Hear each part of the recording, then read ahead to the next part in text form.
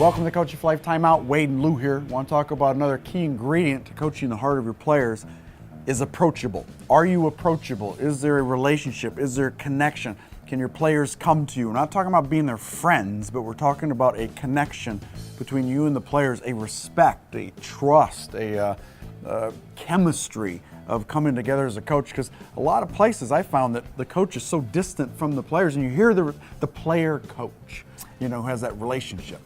I think the test for any relationship is how they handle vulnerability. That's the evidence that there's trust.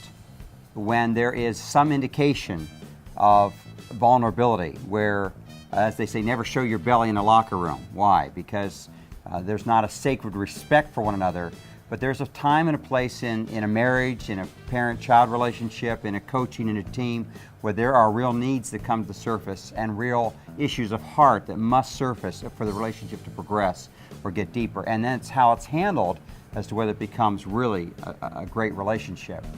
And good coaches understand that that's the normal progression of greater investment on the part of an athlete.